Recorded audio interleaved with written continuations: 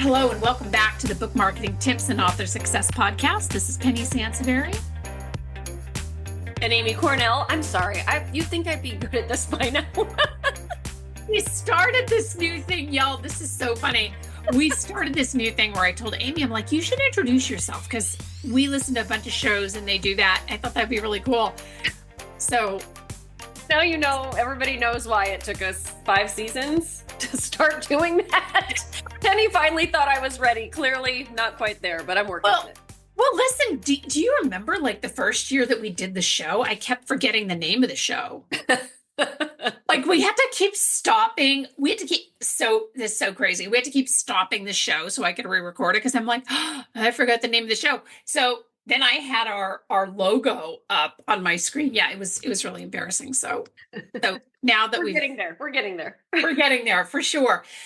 This is an episode that I think has been a long time coming. We've talked a lot. So we have a number of shows on pitching yourself to local media and local bookstores and local this and that. But we've never done a show specifically on getting into your local libraries. And that was kind of the genesis. We really want to start getting more, we want to start zeroing in on these really crucial pieces that we have not addressed. Like I said, we've mentioned it in the context of another show, but we haven't really done an entire show on getting your book into libraries. And libraries are such a great market. Like we never, ever want libraries to go away. So I think the first piece of this is obviously start local. Now, for those of you who live in really rural areas, you're like, oh, I don't have no local library. Then you're going to want to start, local adjacent. So whatever is your next town, your next major town, start local, get to know your local library. The staffers there all work on different aspects of library management. So if you're looking to do an event or get your book into the library, you got to find the right person. That's the first piece of this too, because sometimes I've talked to authors who say, well, I tried to pitch my local library, but they didn't really, they didn't want to have me do an event or they didn't want to stock my book. And maybe it just was not right for them, but it could also be that you hit up the wrong staffer. So that's something to be really clear about because they all have their different specialty. Yeah, definitely. And this is a huge one. And it sounds like such an obvious, like, of course, but it's amazing how many authors are not actively involved with their library. Oh, so many. I know that don't have a library card yet. I know. It's like, it's one of those things. And I'm not kidding. I would not be surprised if an author pitches their local library and the librarian finds out they don't even have a card. Oh.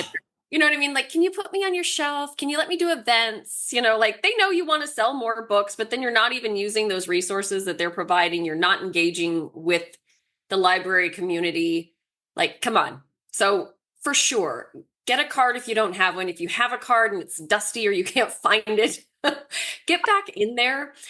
Check out some books. Go to some of the events that are already happening and on the schedule. A lot of libraries have, even if you don't write a children's book, a lot of libraries go out of their way to do something special for the kids section. Like, get to know what's there. I mean, our local library, Penny, I love going in there because they always have rotating things for local artists as well on their upper level. Great. Yes, there's so many different things there's such a creative group of people, typically. Yeah.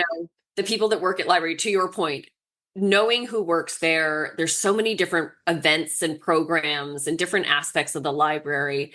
And depending on what you write about, what your topic is, what your genre is, you just never know like which one of the staffers might really resonate with what you offer, or they might be a super fan of the genre you write in.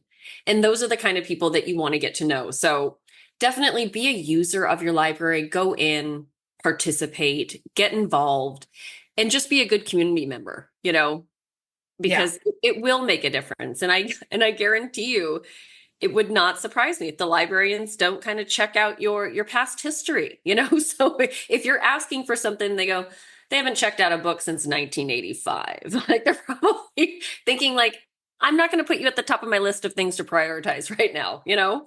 Yeah. So be a Yeah. user, be a friend of the library, use the resources. And we've mentioned this on other shows too. I know we've talked library adjacent, like you said, Penny, and support the library too. Follow them on social media. Give them a shout out if they're doing an event that makes sense for who your readers are and things like that. And you might think, well, a lot of local readers probably aren't following me.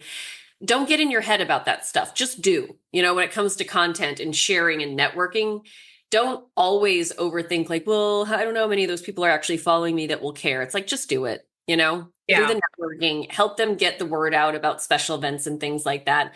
And I promise you it won't go unnoticed. Yeah, exactly. No, I think that's a really good point. The other piece is that make sure that you have your pitch buttoned up and ready to go. It's a great Yeah. time to use your elevator pitch. And if you have, and I love that we do these for our authors. So we do these media kits and digital media kits rather. And there is the author one sheet and just it's a great, have a presentation. It's a really, really great way to show your professionalism. And um, librarians are very busy, which is why you want to make sure that you have your elevator pitch buttoned up and ready to go. If Yeah. they ask you what your book is about, you don't want to have some rambling uh, thing that goes on for 20 minutes. And I've seen it happen, and Oh, yeah. it doesn't, the librarian will never, they will gloss over before you're done. Yes. And to your point, Penny, too, don't just slap your Amazon description in your Oh my pitch gosh, yeah. because these people know how to check Amazon. I guarantee you they will check Amazon. They will want to see what readers are saying. They'll want to check out if you have any reviews yet, if you've had Yep. any industry reviews, if you've won any awards.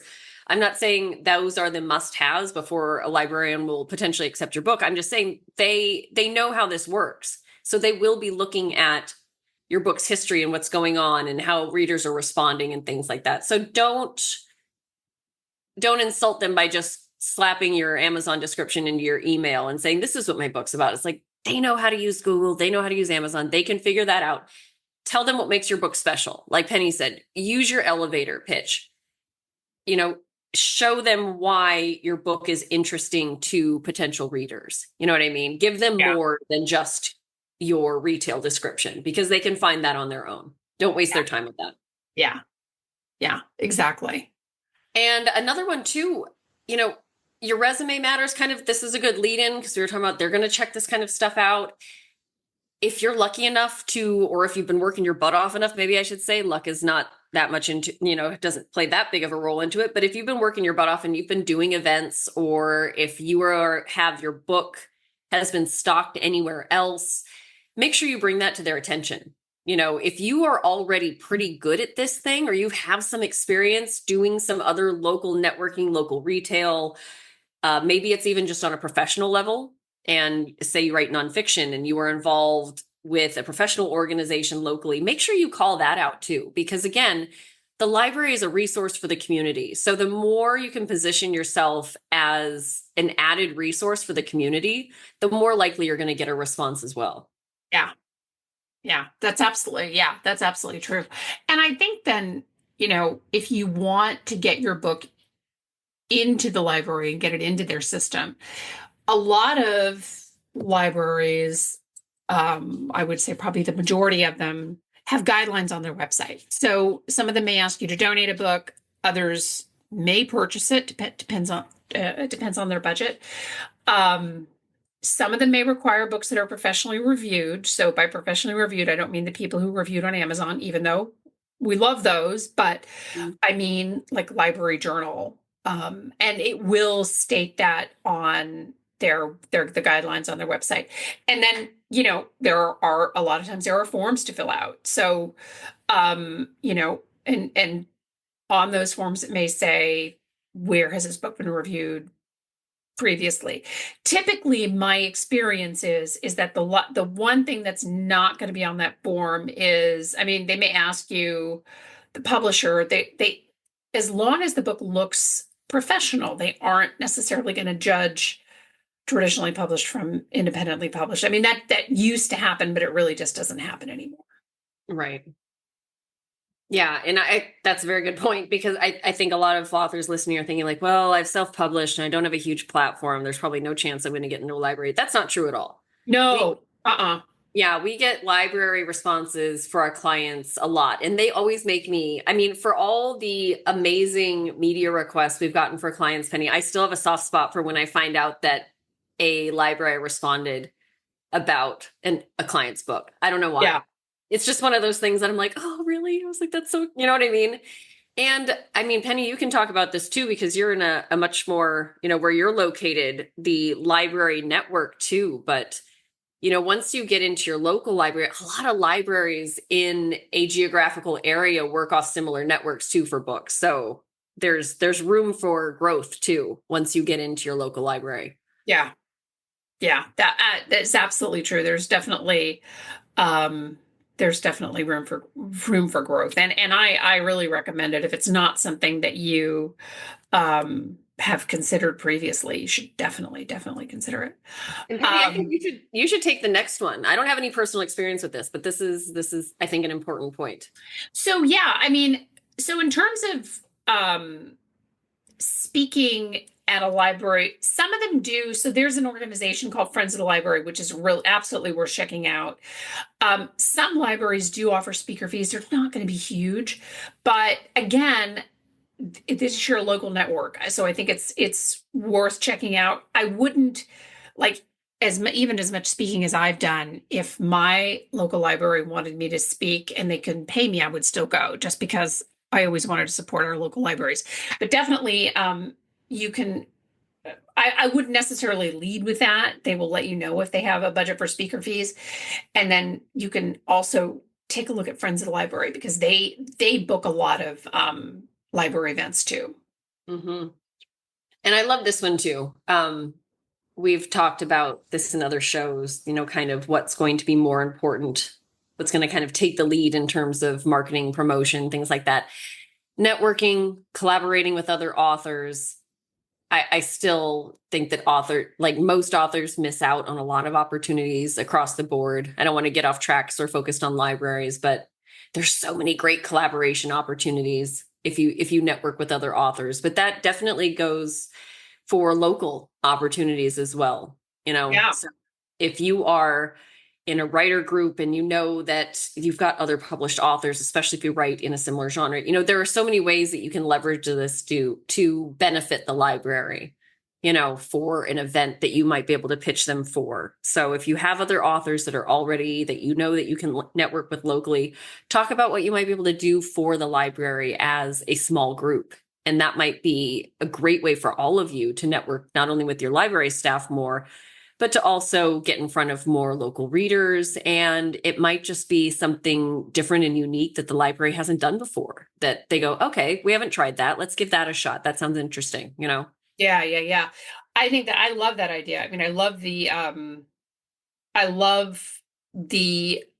doing collaborations with other authors. I think a lot of bookstores started doing that when they were getting a lot of independent authors that were when they were getting a lot of independent authors across their door, and they said, well, let's just do, a mystery night or a romance night or something, which was great for Mhm. it was great for the bookstore, it was great for the authors.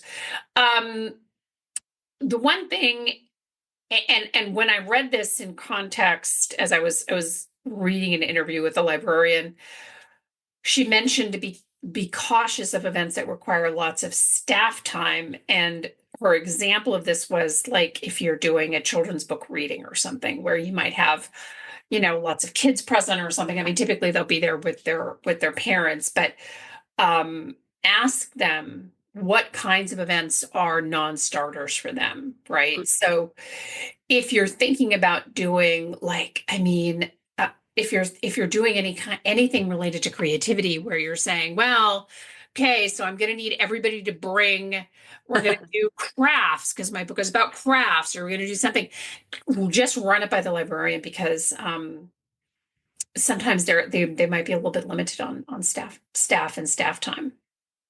Right, exactly. This is another, and we've talked about this before for other event pitching, local pitching. for just general events. And that is something you have to be so careful about because nobody is twiddling their thumbs staring at the wall with nothing better to do. So Yeah. anytime you want another local business to help you get the word out, to help, introduce you to their clientele, anything like that, you have to make it worth their while and you have to make it easy for them to say yes. So you can't present it as something that will require a lot of their time, attention. They're not there to hold your hand. You know what I mean? You really got to show up with a great idea that will benefit and or entertain the patrons. Right. That's what they're looking for. Right. Exactly. Yeah, I mean, and I think that the more that you can participate with, the more that you can become involved with the library. And, librarians, the other thing though, too, is these libraries talk to one another. Mm-hmm. So if you live in an area that has a few libraries, you could start doing events just, across the board and really, really, really get into the library network, get your book in there, start doing events, and just really becoming a staple with your Yes. local libraries. Mm-hmm. So, and I think that, any of the, because a lot of times libraries, and I'm sorry, I know you were talking about events and things like that, Amy, but a lot of libraries have ongoing events. Oh, yeah. So check their calendar to see if there's anything that you could just participate in, right? Yes, absolutely. I think that's so smart. Our local library does such an amazing job for being in a relatively smaller community. And I'm always so impressed at how much they offer and for different age groups and for different interests. And again, it's not always about books. They really do try to be a community hub and resource for a lot of different activities and interests and needs. So it's also really great to think outside of the box, get creative. You know what I mean?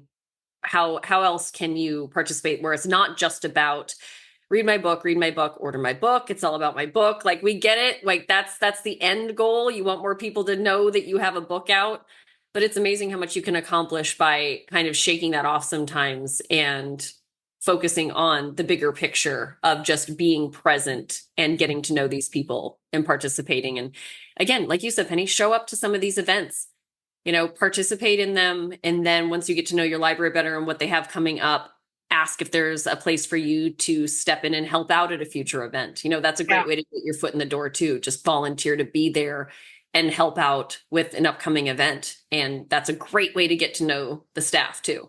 Yeah, it really, really is. I want to thank you all so much for listening and for your feedback and your show ideas. We got some really, really great show ideas recently. We love those all the time. And thank you for being a listener. We're in our 5th year now. We're very, very excited. And we hope that so far the new year is going well for you. We will see you next time. And thank you again so much for listening. Bye-bye.